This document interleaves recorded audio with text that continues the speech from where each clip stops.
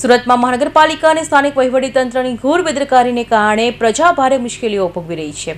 આ પરિસ્થિતિ માત્ર સામાન્ય નાગરિકો પૂરતી સીમિત નથી રહી। ખખડધજ રસ્તાઓથી રાજ્યસભા સાંસદ અને જાણીતા ઉદ્યોગપતિ ગોવિંદ ધોળકિયા ત્રસ્ત થયા છે। રવિવારે તારીખ 19 જુલાઈને ઈચ્છાપુર વિસ્તારમાંથી એરપોર્ટ જઈ રહેલા ગોવિંદ ધોળકિયા રસ્તાની અત્યંત બિસ્માર અને કાદવ કીચડથી ભરેલી હાલત જોઈને રોષે ભરાયા હતા।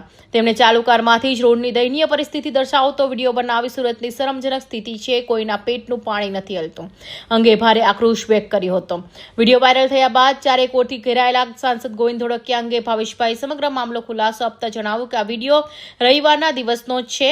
ગોવિંદ કાકાએ વિડીયો માત્ર સુરતની સ્થિતિમાં સુધારો આવે અને તંત્ર જાગે તે હેતુથી જ મેયર માયા માવાણી, સ્ટેન્ડિંગ કમિટી ચેરમેન રાજન પટેલ, મ્યુનિસિપલ કમિશનર એમ નાગરાજ અને શહેર ભાજપ પ્રમુખ નરેશ પટેલ જે અંગત રીતે મોકલ્યો હતો। આ વિડીયો કઈ રીતે બહાર આવ્યો અને સોશિયલ મીડિયામાં વાયરલ થયો તેની અમને કોઈ જાણકારી નથી। હવે આ આમ નામ વચ્ચે ખાડો પીડ્યો છે, પાછળની જગ્યા જો આ પાર્કિંગ છે એ પણ રોડ જ છે, પણ આ ખાડો વચ્ચે છે એટલે પાછળ બધા પાર્કિંગ કરે છે। એટલે હવે આ સ્થિતિ તો જુઓ, આપણે સુરતને શરમજનક સ્થિતિ છે, કોઈના પેટનું પાણી નથી હલતું। જેવો આ વિડીયો સોશિયલ મીડિયા પ્લેટફોર્મ્સ પર વાયરલ થયો કે તુરંત જ વિરોધ પક્ષ અને નેટિઝન્સ મનપા તંત્ર સાથે ભાજપ સરકાર સામે પણ પ્રહારો શરૂ કરી દીધા છે।